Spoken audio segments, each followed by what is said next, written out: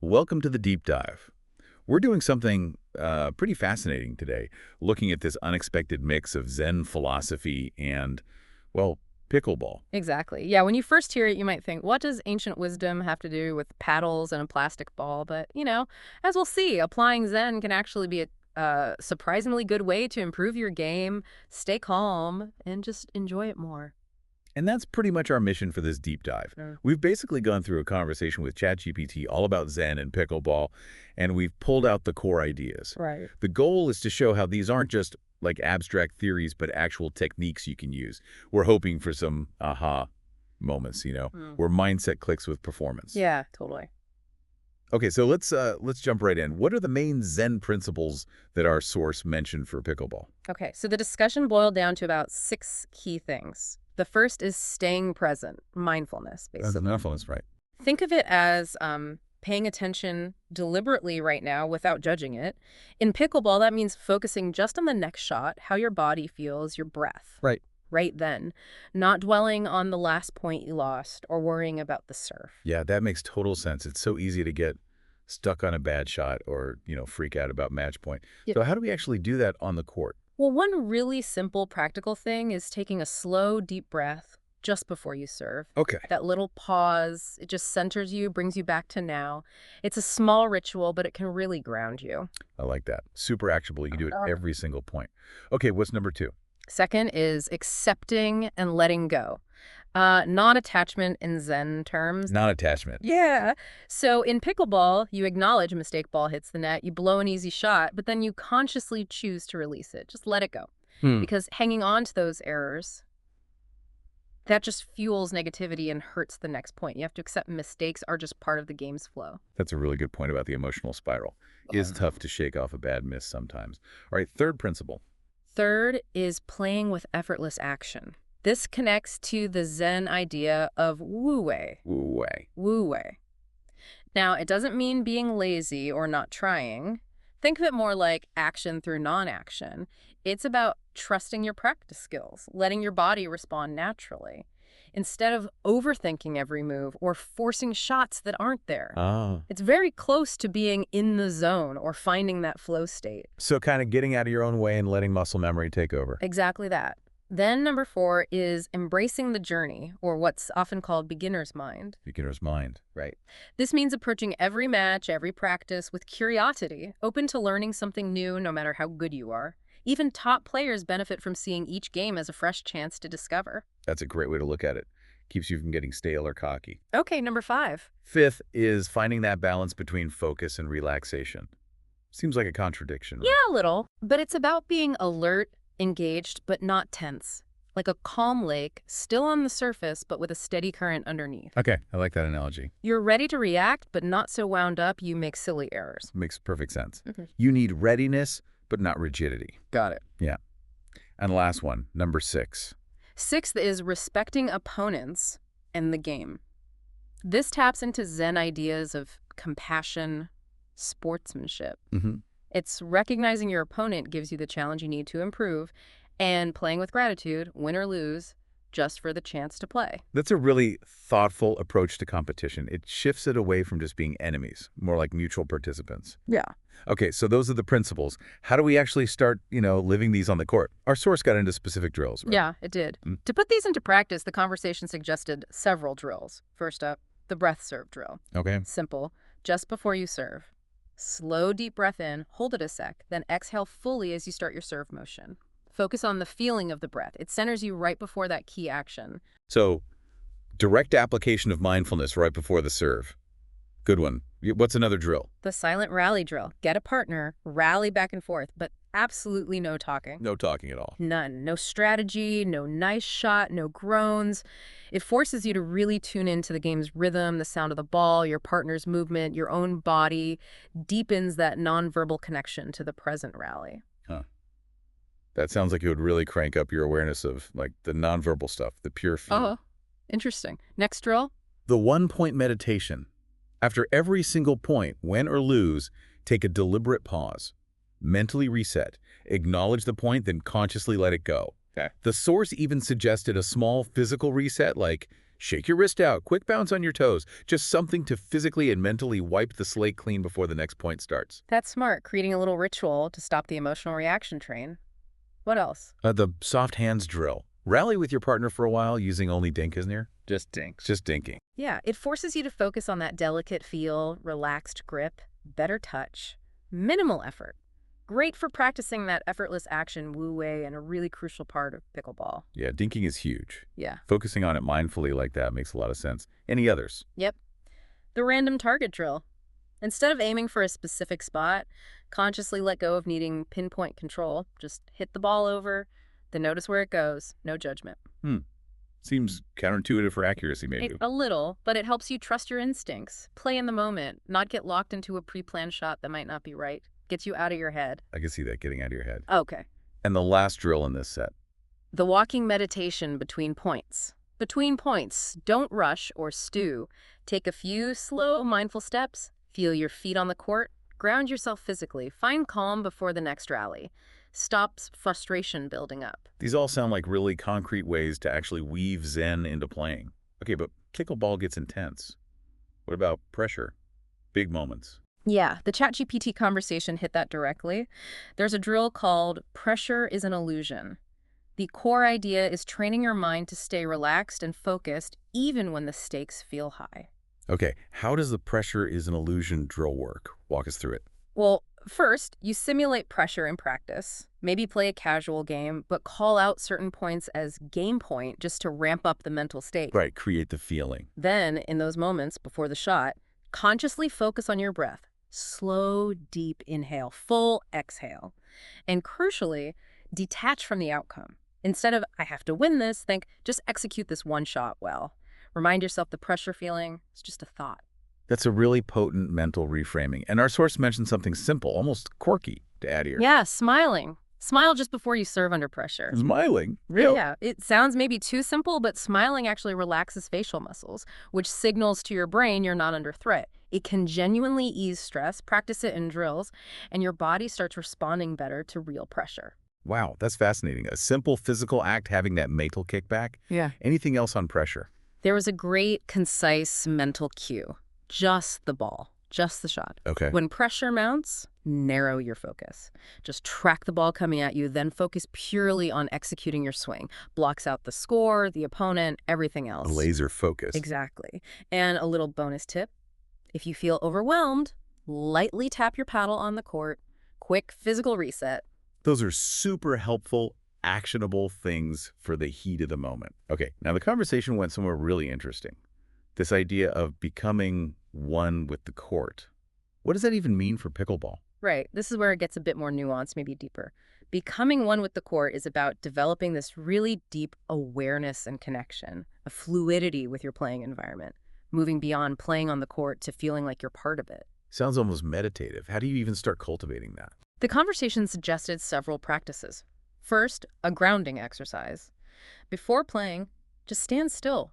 Really feel your feet on the court surface. Notice the texture, firmness. Establish that connection. Then try to keep that awareness as you move. So being more tuned into the physical surface. Okay, what else? Second, move like water. Instead of jerky, forced movements, try to flow with the game's rhythm. Adapt easily, like water finding its path. Stay light on your feet. React instinctively. Less thinking, more flowing. That definitely echoes that wu-wei effortless action idea from earlier. More techniques. Another one, merge with the lines. Actually walk the court lines, maybe trace them with your feet. Focus on their placement. The goal is to build this subconscious map so you instinctively know where you are and move optimally, almost feeling the court as part of your own space. That's a really cool way to build that internal GPS. What about sounds? Addressed by, listen to the rhythm of the game. Maybe before playing, close your eyes, just listen. Ball bounces, wind, whatever. During play, tune into the thwack of the paddle, the ball's bounce. Try to sync your movements to that sound rhythm. Let it guide you, keep you present. So engaging all the senses the court offers. Exactly. Then there's breathe with the court, sync your breath to your strokes, inhale on the backswing or preparation, exhale as you strike the ball. Keeps you calm, keeps your body in rhythm with the game's flow. That sounds like it could really help timing and relaxation during shots. Then a visualization. See the court as an extension of yourself. Imagine the court isn't separate, it's part of you. When you move, visualize the court moving with you. Fosters a deeper connection, makes positioning feel more intuitive. That's a powerful mental image. Yeah, And the final piece of this oneness. it's really about letting go of self-judgment. Just play. Move beyond the internal critic, should have done this, I'm playing badly. Shift from I am playing to there is just play. Releases tension, lets you immerse fully. The ultimate mindset here was summed up as no separation between you, the court, the ball. Just motion, awareness, presence. Wow. That's profound for a pickleball mindset. Our source then gave a guided exercise, like a pregame ritual, to practice this. Can you walk us through that? Absolutely. It's a quick 5-minute pre-game Zen ritual. Starts with 1 minute of grounding. Stand still, eyes closed, deep, slow breaths. Feel the court under your feet. Imagine energy sinking down, stable foundation. Really anchoring yourself physically. Exactly. Next minute, breath and awareness. Eyes still closed. Tune into sounds when other courts, ball bounces. Inhale. Imagine merging with the court's energy. Exhale. Release tension, distractions. Bringing in sound and breath to connect. Third minute, open your eyes. Move slowly, deliberately. Step forward, back, side to side. Focus on body and court moving together. Feel that effortless flow. Getting the body synced with the space. Fourth minute, paddle and ball awareness. Gently bounce the ball on your paddle. Pay attention to the rhythm, the feel. Let your hand respond naturally, no forcing. Cultivating that tactile connection. Right. And the final minute, ego dissolution. Stand at the baseline, silently repeat the mantra. There is no court, no opponent, no me, just play. Finish with a gentle smile, one last deep breath. Ready. That sounds like a really grounding, intentional way to start. And this was also adapted for doubles, right? Because you've got your partner to connect with, too. Yes, the doubles version really stresses that connection between players in the shared space. Minute 1 is grounding together. Stand side by side, breathe together, visualize the whole court as one shared surface. Acknowledge your connection through that common ground. Establishing that immediate team link. Okay, next minute, breath and awareness together. Listen to sounds, notice your partner's presence, subtle movements. Take a deep breath in and out together, sync your energy. Nonverbal awareness, shared rhythm. Got it. Movement flow for doubles. Move lightly across the court together. Stay aware of your partner. Imagine that invisible thread connecting you, coordinating your movements harmoniously. Emphasizing the teamwork, the synchronized dance. The paddle and ball sync is a gentle dink rally between partners. Focus on the rhythm, maintain eye contact, strengthen that silent connection. Optionally, sync your breathing with strokes. Building that shared feel and communication. And the final doubles minute, ego dissolution. Silently repeat, we are not two players, we are one team. There is no opponent, no me, just play. Exchange a smile, final deep breath together. Step on as one unit. That's really, quite beautiful for doubles prep. Shared presence. The final thought for doubles is, trust your partner, trust the game, trust yourself, move with the court. Let go of expectations, just focus on the shared flow. That's great. And to really build that partnership, there were also specific Zen drills just for doubles harmony. Yeah, the first was the invisible thread drill. Imagine that short thread connecting you and your partner. Move around the court without breaking it. Forces constant awareness of each other, anticipating movements by feel, not just sight. Okay. A variation is silently shadowing each other's movements. That sounds like it would really hone that intuitive partnership sense. Then the silent rally drill again, but for doubles. Emphasizes reading opponents and understanding your partner's intentions without words. You can even try playing points using only eye contact and gestures. Taking nonverbal teamwork to a whole new level. The yin and yang drill builds balance. One player plays soft control, the other aggressive. Then switch. Helps you both develop skills and appreciate how different styles mesh for harmony. Learning to integrate and support different strengths. Right. One mind, one ball drill. Both partners focus only on the ball, tuning out distractions. A variation. Close eyes, take a synced breath together before the rally to unify focus. Amplifying that shared present moment. And the Zen reset drill. Simple but effective. Any mistake by either partner, you both do a small physical reset paddle tap, shared breath, smile. Immediately release the error, offer positive support. Nice. The key takeaway here, no I in doubles, no perfect shot, only the next shot. Move together, breathe together, play together. Those all sound like amazing ways to improve double skills and strengthen the partnership. And finally, to complete the picture, drills for handling pressure as a team. Exactly. First, the no-score game. Play whole games, just don't keep score. Detaches you from win-loss anxiety, lets you focus purely on playing each point together. Shifting focus entirely off outcome onto process. Then, the 9 to 9 drill. Start every game at 9 to 9. Instant pressure. Before each serve, deep breath together, focus on calm, positive body language. Practicing staying composed in those clutch moments. The pressure smile drill. Ah. Both partners consciously smile when feeling pressure. Signals relaxation, acts as visual support for each other, maybe add a paddle tap or nod. Using positivity actively to diffuse team tension. The breathe and react drill, great for fast net exchanges. Before those volleys start, one synchronized deep breath together, consciously relax your grip. Stay fluid, react quickly. Staying calm and loose in those rapid-fire net battles. And the last one, the one mistake, one reset drill.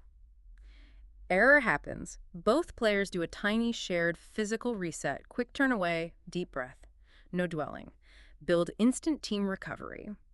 The final Zen doubles mantra for pressure.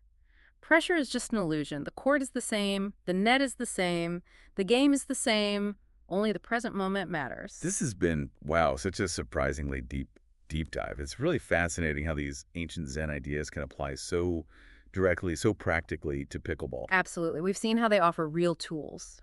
Sharpening focus with mindfulness, managing pressure by detaching and using cues, and just enhancing enjoyment by connecting more deeply, whether playing singles or doubles. Yeah, I definitely had a few aha moments, especially around that whole becoming one with the court idea, how that perspective shift could really impact your flow and intuitive play. The mental game in pickleball, it's huge, often overlooked. These Zen techniques give you a framework for cultivating that present, calm, focused mind, which, translates directly to better play. So for everyone listening, maybe the thought to leave you with is this. Consider how just incorporating one of these Zen ideas or trying one drill might change your experience next time you play. Yeah, maybe it's just that breath before serving. Or maybe it's trying to move like water. We really encourage you to just experiment, see what happens. Reflect on what resonated. Mindfulness, letting go, effortless action, doubles connection. Pick one small thing for your next game and just observe. Thank you so much for joining us on this unexpectedly zenful journey into pickleball. We really hope it gives you a fresh perspective, mentally and physically. Until our next deep dive, keep exploring, keep playing.